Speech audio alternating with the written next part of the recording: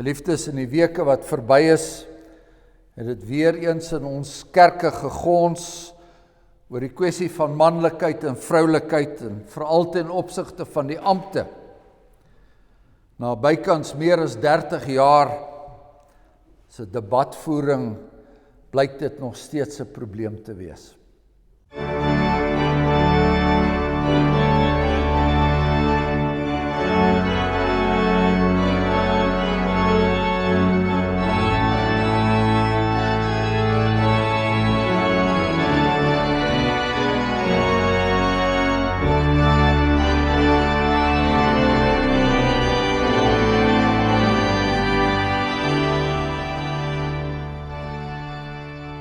Driemaal heilige God, Vader, Seun en Heilige Gees, saam met die psalmdigter moet ons vra, wie is daar buiten U? Na wie toe sal ons gaan? So vra die apostel Petrus en ons vra dit ook, want U het die woorde van die ewige lewe en U weg is gans volmaak, soos U gans volmaak is. U is die een wat in die wonderlike liefde en genade U self aan U kinders geopenbaar het. En wanneer ons U woord hoor, dan weet ons, hierdie is 'n suiwere woord. Hier is nie iets wat hierdie woord besmet nie. Hierdie is 'n gelouterde woord. Ons dank U dat die Heilige Gees ons oortuig van daardie waarheid en dat ons op die weg kan wandel wat U vir ons aangewys het, en terselfdertyd steek ons hande uit na U toe en ons bid, Here, wys die regte weg my aan. Maak my hart daartoe genee om daarop te gaan.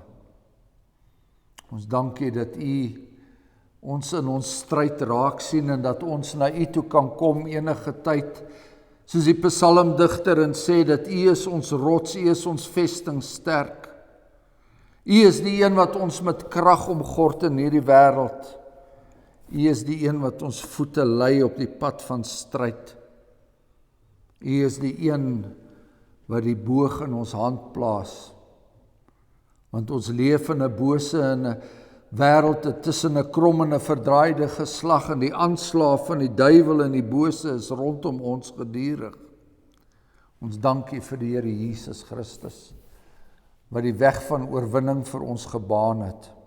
Ons bid, Hemelse Vader, dat U dan sal wees met ons waar ons nou na die woord luister van sy apostel, en dat dit vir ons van toepassing sal wees, ook in hierdie dag en hierdie tyd, want ons leef in 'n tyd wat boos is, en ons leef in 'n tyd van 'n wêreld wat U nie wil ken nie, en ons leef in 'n tyd van 'n kerk wat afdwaal. Ons bid dan dat U ons eie sonde en ons eie afdwalinge sal vergewe, en dat U knegt die woorde sal gee om te spreek in die naam van ons Verlosser, Jesus Christus. Amen.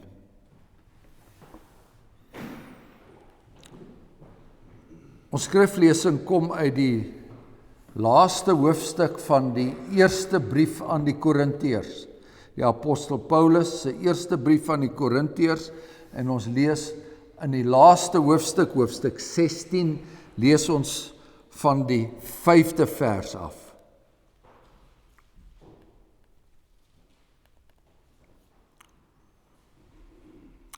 Maar, skryf die apostel, ek sal na julle kom nadat ek deur Macedonië gereis het, want ek gaan deur Macedonië. En moontlik sal ek by julle vertoef of ook oorwinter, sodat julle my kan voorthelp waarheen ek ook al mag reis. Want ek wil julle nie nou net in die verbygaan sien nie, maar ek hoop om 'n tyd lank by julle te bly, as die Here dit toelaat. Maar ek sal in Efese bly tot Pinkster toe, want 'n groot en 'n kragtige deur het vir my oopgegaan, en daar is baie teestanders. En as Timoteus kom, sorg dat hy sonder vrees by julle is, want hy doen die werk van die Here net soos ek. Laat niemand hom dan minag nie, maar help hom verder in vrede, dat hy na my toe kan kom, want ek wag vir hom saam met die broeders. Met betrekking tot die broeder Apollos, by hom het ek sterk aangedring om saam met die broeders na julle te gaan, maar hy was heeltemal onwillig om nou te gaan. Hy sal egter gaan wanneer die tyd vir hom geleë is. Waak, staan in die geloof, wees manlik, wees sterk. Laat alles by julle in liefde geskied. En ek versoek julle broeders, julle weet dat die huisgesin van Stefanas die eersteling van Agaia is, en dat hulle hul tot diens van die heiliges gestel het, dat julle ook onderworpe moet wees aan sulke mense, en aan elkeen wat saamwerk en arbei. Ek verbly my oor die aankoms van Stefanas en Fortunatus en Agaikus, omdat hulle my gemis aan julle vergoed het. Want hulle het my gees verkoop, en julle sin ook, herken sulke manne dan. Die gemeentes van Asië groet julle, Aquila en Priscilla saam met die gemeente wat in hulle huis is, laat vir julle baie groete weet in die Here. Al die broeders groet julle. Groet mekaar met 'n heilige kus. Die groete van Paulus met my eie hand. As iemand die Here Jesus nie liefhet nie, laat hom 'n vervloeking wees. Maranatha. Die genade van die Here Jesus Christus sy met julle almal in Christus Jesus. Amen. Dit is die woord van die Here in ons lees tot sover daaruit. 1 Korintiërs 16 vers 13.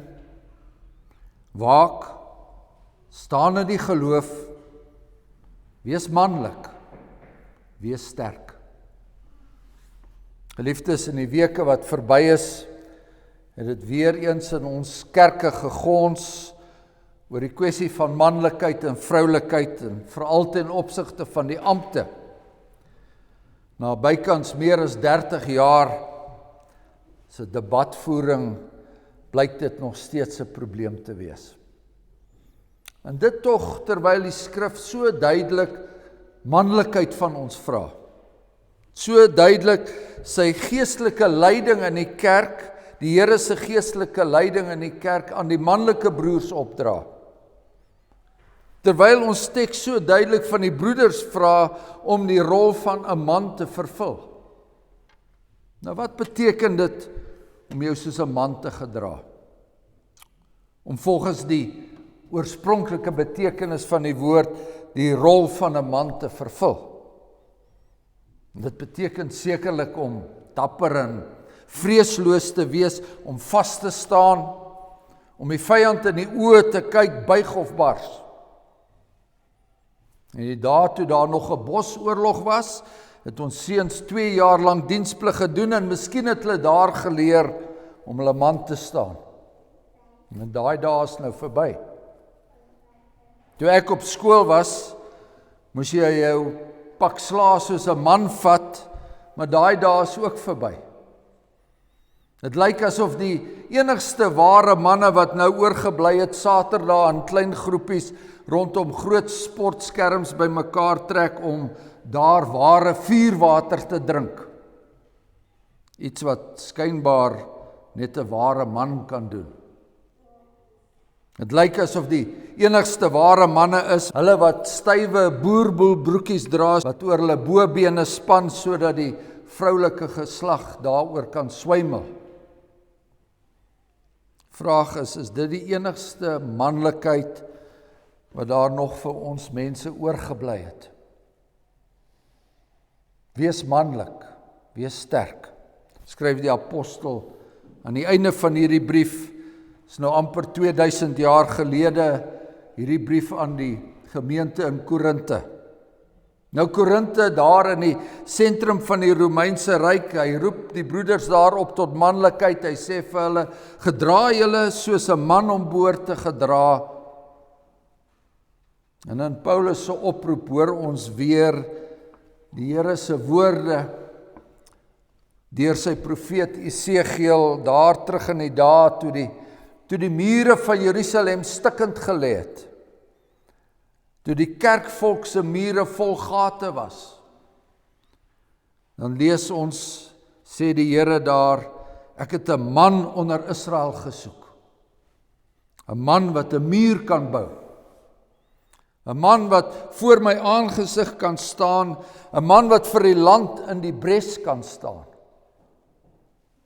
Iemand wat mans genoeg is, moet asseblief na vore kom om die verval wat daar is te staan. Iemand wat mans genoeg is om ter wille van die volk weer die skeiding tussen Jerusalem en die wêreld op te rig. Nou is natuurlik baie wat die Bybel vandag lees wat swaarigheid het met hierdie opdrag, hierdie oproep tot manlikheid.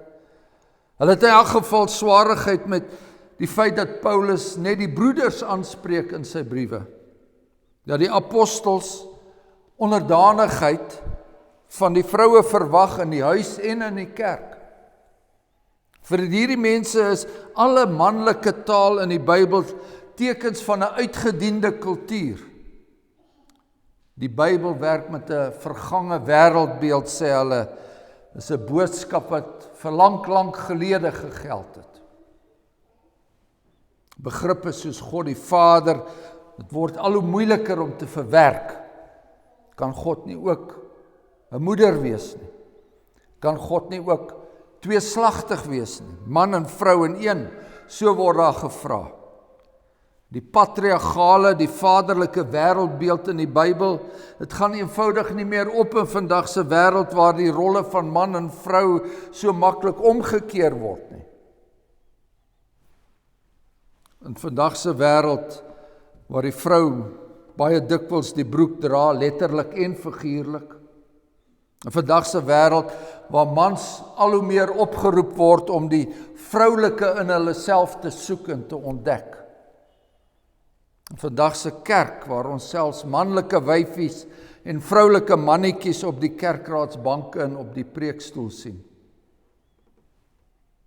Wat kan dit vir ons beteken dat die apostel ons oproep tot manlikheid? Nou geliefdes, dit beteken dieselfde vandag as wat dit 2000 jaar gelede in Korinte beteken het. En nou moet ons weet dat die Korinte van die antieke tyd was baie soos die Kaapstad van vandag. 'n groot besige hawestad. Kosmopolitaans kan ons sê, 'n plek waar alle idees en godsdienste saamvloei, waar mense van alle kleure en geure en oortuigings saam bly, ook mense van allerlei seksuele voorkeure. 'n plek waar alle grense en alle onderskeid uiteindelik vervaag, ook geslagtelike onderskeid. Korinte, weer aan daai kant, die hoofgod of die hoofgodin kan ons sê was Afrodite.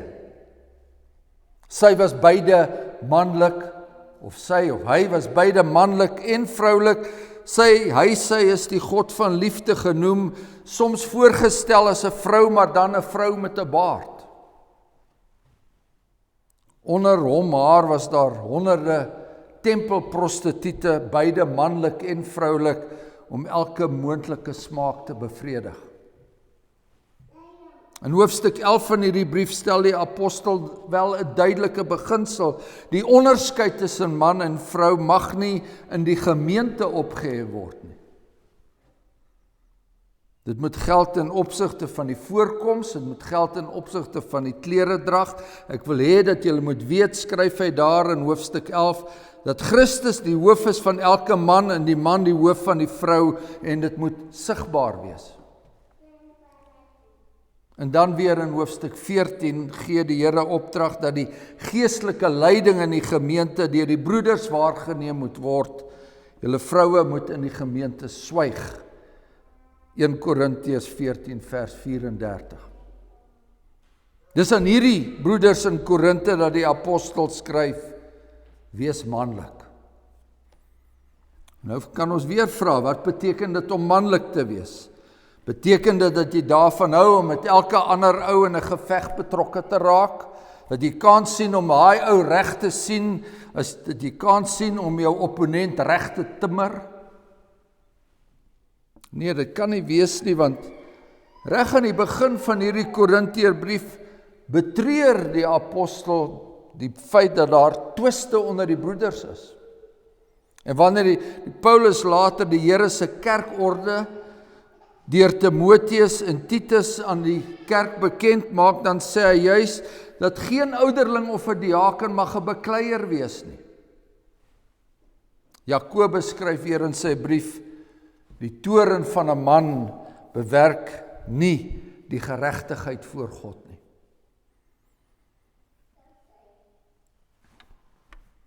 Of beteken manlikheid dat jy elke bokooitjie in die omgewing maar op jou kerfstok mag sit? Hulle weet mos wat hulle sê, 'n man is 'n bok en ons almal weet mos wat 'n bok is. Nee, sê die apostel, nee skryf hy in die Korintiërs, vanweë die hoerery moet elke man sy eie vrou hê en elke vrou moet haar eie man hê. Juis vanweë die toestand in Korinte, juis vanweë die feit dat die apostel verneem het van hoerery daar onder hulle, hoerery van so 'n aard as wat selfs onder die heidene nie bekend is nie. Dat iemand die vrou van sy vader het. Want jy sien, geliefdes, Paulus het dit in sy eie tyd gesien en ons het sien dit in ons tyd, as die bande rondom ons seksualiteit eers los is, dan is daar geen einde aan losbandigheid nie. In watter vorm ook al, dit gaan net van kwaad na erger. Maar nou, wat beteken manlikheid dan?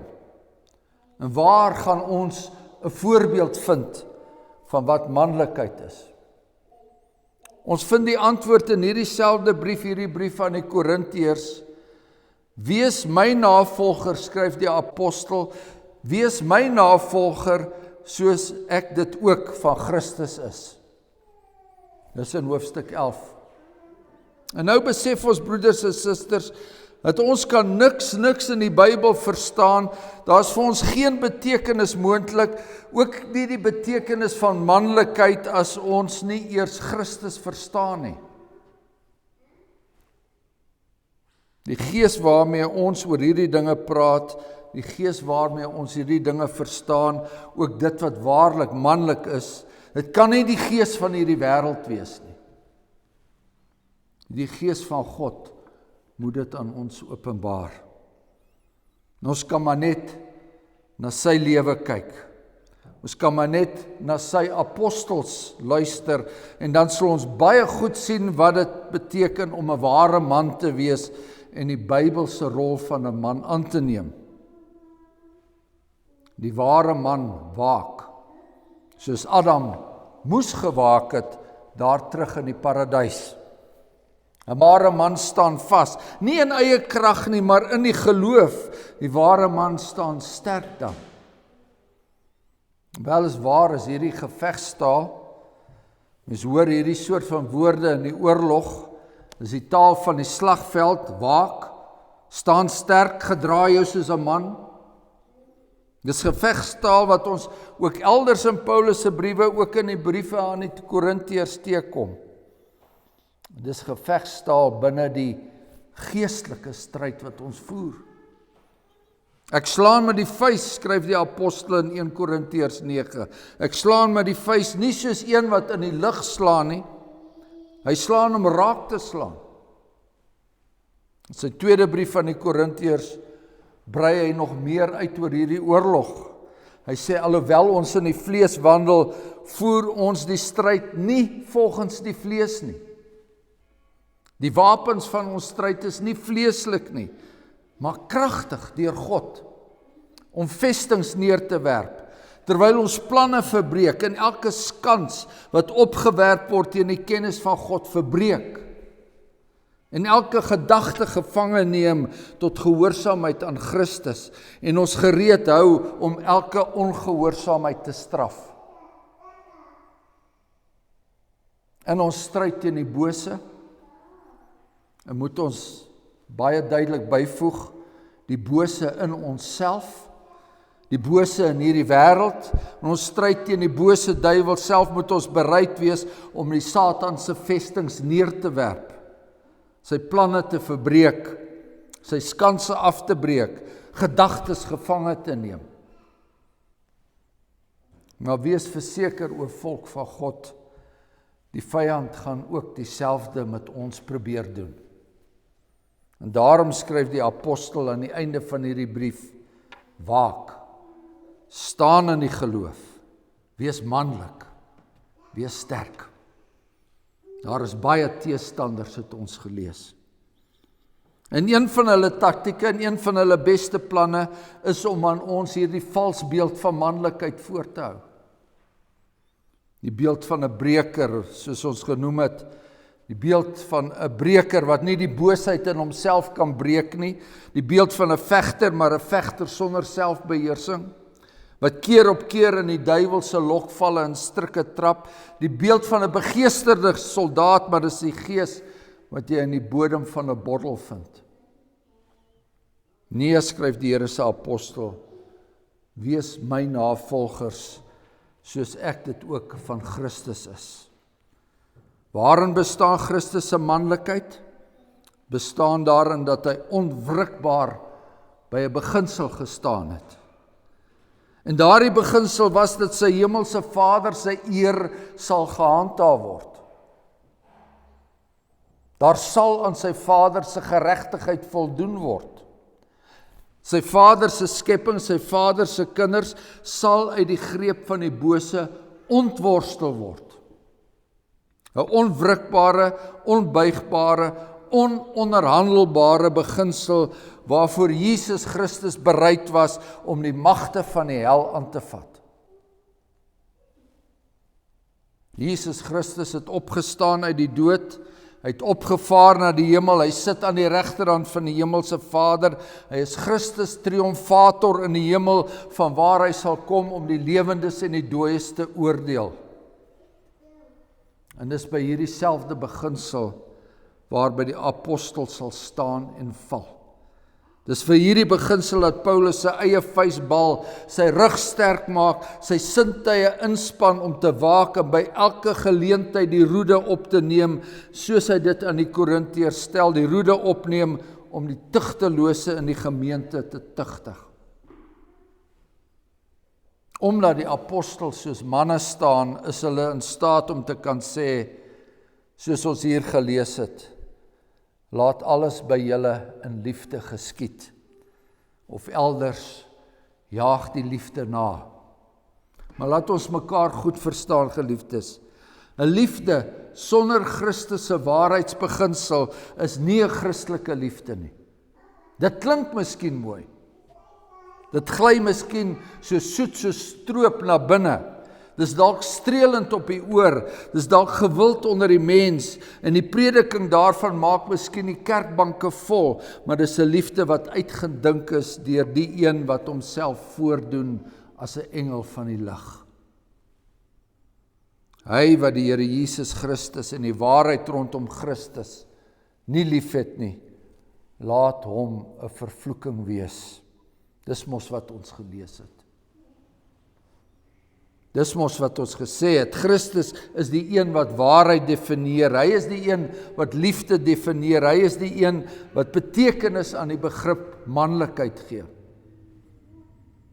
Laat ons dus manlik wees, broeders, sonder om daaroor skaam te wees. Laat ons manlik wees op die Bybelse manier, volgens die Here se definisie, volgens die voorbeeld van die apostels. Laat ons manlik wees in ons vroue en ons kinders, in die weduwees en die vreemdeling en die wees. Hulle sal ons volg. Ek en my huis, ons sal die Here dien. Dis 'n ware man wat so praat. Laat ons manlik wees, broeders, van die Here het ons geskape met die krag daartoe.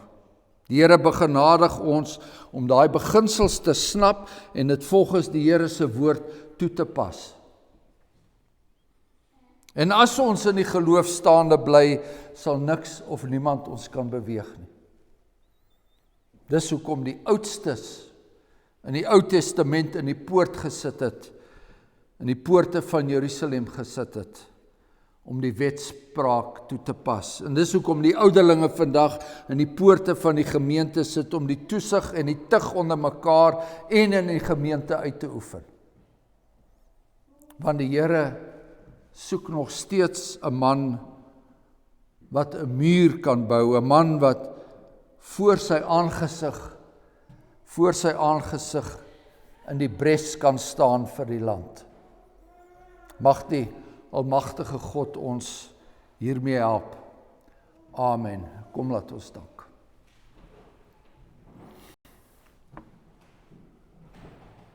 Nadige God en hemelse Vader, U weet waar ons staan en U weet waar ons gly. U weet alles wat in ons huise aangaan. U weet alles wat in ons binnekamers aangaan. U weet alles wat in ons gebedslewe aangaan. En daarom kom ons na U toe en U wat nie net regverdig oordeel nie, maar U wat ook deur die wonderbare liefde die Heilige Gees gee en ons oproep tot gehoorsaamheid, bid ons dat U ons sal help, nie net in hierdie gemeente nie, maar ook in hierdie kerkverband waarin U ons geplaas het, ook die wêreld oor, want ons leef in 'n wêreld waar manlike leierskap skaars geword het en waar vaderlike gesag nie meer geld nie. Ons vra dat U ons daartoe sal help in hierdie wêreld om juist dit te kan doen. Hierdie taak wat U vir ons gegee het te kan uitvoer. En dan bid ons, Hemelse Vader, ons bid vir diegene wat vra om leiding. Ons bid vir diegene wat in 'n wêreld bly wat nie weet waarna toe meer nie. Ons bid dat U ook in hulle lewens daardie leiding sal gee. U ken elkeen van U kinders. Ons vra dit in die naam van ons Here Jesus Christus. Amen.